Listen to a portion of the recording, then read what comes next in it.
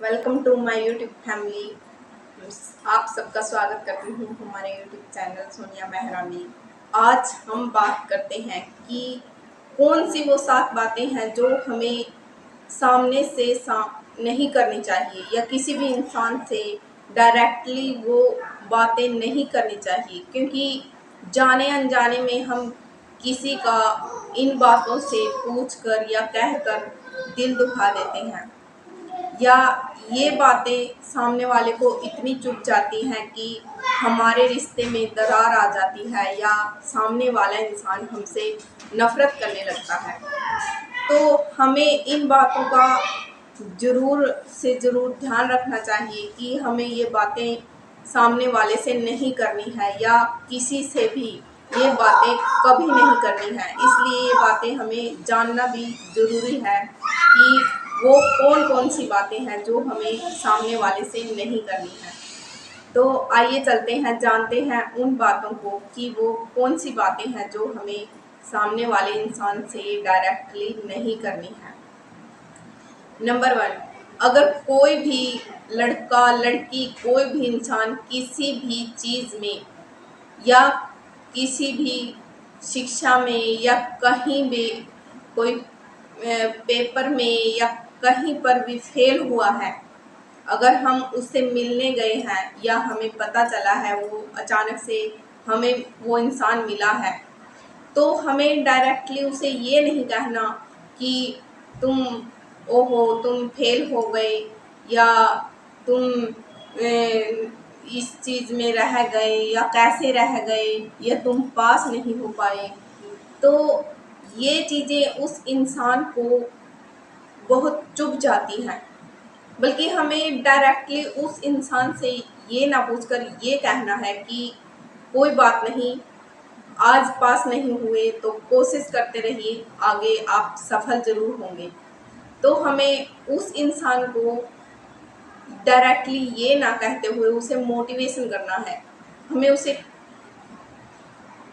एक सांत्वना देनी है या एक मोटिवेशनल सहारा देना है कि कोई बात नहीं, आप अगर इस चीज़ में सक्सेस नहीं हो पाए या आपका एक ये जो पेपर पास नहीं हुआ या कोई भी बच्चा है क्लास में फेल हो गया है, तो कोई बात नहीं बेटा, तुम दोबारा से कोशिश करो, ज़रूर से सफल हो जाओगे या पास हो जाओगे। तो हमें इस चीज़ का हमेशा ध्यान रखना है। नंबर 2 आता है कि हम किसी की डेथ हो जाती है या कोई भी घटना घट जाती है, हम वहाँ पे चले जाते हैं, तो हम सीधा डायरेक्टली उस इंसान से पूछते हैं जिसका कि वो किसी का भी फादर हो, पति हो या किसी का बेटा हो, तो हम सीधे ही उनसे पूछ लेते हैं कि तुम्हारे ऐसे ऐसे वो कैसे उनकी डेथ हुई। तो ये चीज़ें हमें सामने वाले से नहीं पूछनी है, क्योंकि वो इंसान ऑलरेडी पहले से ही इस चीज़ को दुखी होता है इस चीज़ से।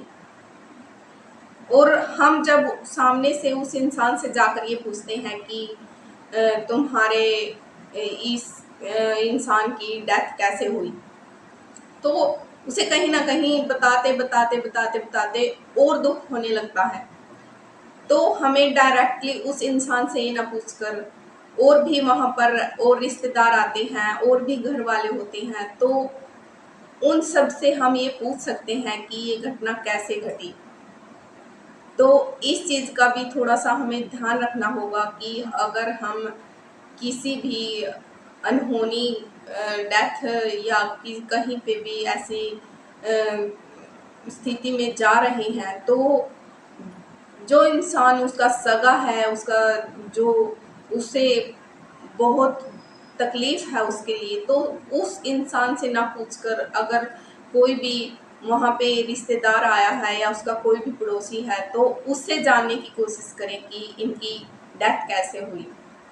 और फिर हम जो भी उसका रिलेटिव है, जो भी उसका पर्सनल है, तो उसके पास जाकर हमें सांत्वना देनी है कि हम तुम्हारे साथ हैं, कोई बात नहीं, बदकिस्मती से अगर कुछ ये ऐसा ऐसा हो गया है तो कोई बात नहीं, हम तुम्हारे साथ हैं कि तुम्हें रोने की ज़रूरत नहीं है या तुम्हें दुखी होने की ज़रूरत नहीं है, हम हमेशा तुम्हारा साथ देंगे। तो हमें ऐसे इस स्थिति को ऐसे संभालने की ज़रूरत होती है कि हम सामने वाले को सहारा दे सकें या सामने वाले को जो दर्द है उसमें थोड़ा सा सहयोग कर सकें।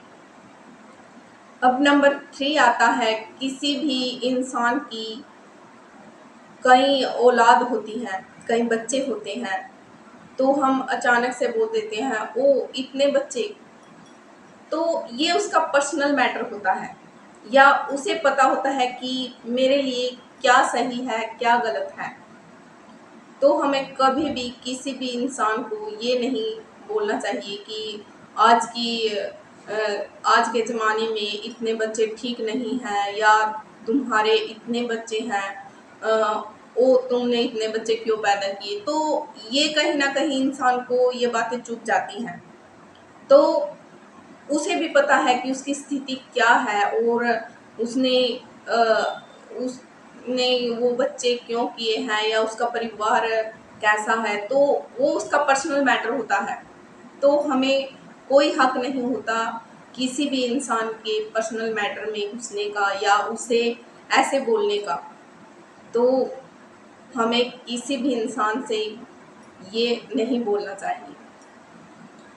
नंबर 4 आता है, को हम कहीं भी किसी भी रिश्तेदार के यहाँ जाते हैं तो अक्सर देखते हैं कि हम उनके घर में कमियां निकालने लगते हैं कि या कहीं भी किसी इंसान के ने नया घर बनाया है या कहीं पे हम गए हुए हैं तो हम उसके घर में कमियां निकालने लगते हैं कि यार तुम ऐसा कर लेते, तुम घर में ये चेंज कर लेते, ये ऐसा नहीं ऐसा करना था। तो उन्होंने अपनी स्थिति के हिसाब से वो घर बनाया है, क्योंकि आज के महंगाई के दौर में एक इंसान के लिए घर बनाना भी बहुत मुश्किल काम है। तो हर एक इंसान अपनी सिचुएशन अपने स्थिति के हिसाब से ही अपना घर मैनेज करता है। तो हमें कभी ये नहीं बोलना चाहिए जाकर कि आपने इस चीज़ की कमी रख दी या आपका घर ऐसा होना चाहिए था वैसा होना चाहिए था। तो ऐसा कभी ना बोलें आप, बल्कि उसको मोटिवेशनल दें कि आपने जितना भी किया बहुत अच्छा किया और आप आगे भी अच्छा ही करेंगे। आप उसको सराहना दें, अगर उसने थोड़ा सा भी कुछ अच्छा किया है, एक गरीब इंसान ने अगर थोड़ा सा भी किया है तो उसको मोटिवेशनल दें कि आपने इतना कर लिया तो आगे आप और भी अच्छा करेंगे। तो इस चीज़ का हमेशा ध्यान रखना है। नंबर 6 आता है एक लड़की के बारे में। तो ये बात मैं ज़रूर से ये टॉपिक उठाना चाहूँगी कि एक बेटी जवान होती है तो पड़ोस में, रिश्तेदारों में, घर वालों में सब उसके पीछे हाथ धो के लग जाते हैं कि 26 की हो गई है, 25 की हो गई है, इतनी एज हो गई है, इसकी शादी कर दो, इतना पढ़ाने की क्या ज़रूरत है, आगे वाले संभाल लेंगे, ये है वो है। तो उस लड़की के पीछे हाथ जो धो के पड़ जाते हैं उसके घर वालों के पीछे, जो बिल्कुल बिल्कुल बिल्कुल गलत है। तो हमें ऐसा नहीं करना है। अब घर वाले कहीं ना कहीं ये बोलते हैं कि भाई बेटी है पढ़ लेने दो, इसे अपने पैरों पर खड़ा हो जाने दो। तो जैसे रिश्तेदार और पड़ोसियों को आग ही लग जाती है। तो ये जो कमज़ोर स्थिति है, जो ये बुरी सोच है लोगों की, वो कहीं ना कहीं औरतों को पीछे कर रही है। कहीं ना कहीं बहुत बड़ा कारण है लेडीज़ों को, लड़कियों को अशिक्षित रहने का या पीछे धकेलने का। तो सभी को मैं हाथ जोड़कर ये निवेदन करती हूँ किसी भी लड़की के बारे में कभी ऐसा ना बोले कि इसकी एज हो गई है, इसकी शादी कर दो, बल्कि ये मोटिवेशनल दें कि लड़की अच्छा पढ़ रही है, इसे पढ़ने दो, इसे शिक्षित होने दो, इसे आगे बढ़ने दो, इसे जॉब लगने दो, ये कहीं ना कहीं कुछ अच्छा काम करेगी। उस बेटी को भी मोटिवेशनल दो, उसे सहारा दो। पर हमारा समाज क्या कर रहा है, कहीं पर एक बेटी की थोड़ी सी बड़ी उम्र हुई नहीं कि उसके पीछे हाथ धो के पड़ जाता है, शादी कर दो, शादी कर लो, इसे इतना क्यों पढ़ा रही हो, पराए घर जाना है, वही संभालेंगे। तो ऐसा बिल्कुल मत करो, क्योंकि जब बेटियां पढ़ती हैं तो वो एक नहीं, दो नहीं, बल्कि पूरे समाज को शिक्षित करती हैं। वो दो घरों को सुधार करती हैं। अगर बेटियां पढ़ेंगी तो तभी हमारा समाज आगे बढ़ पाएगा।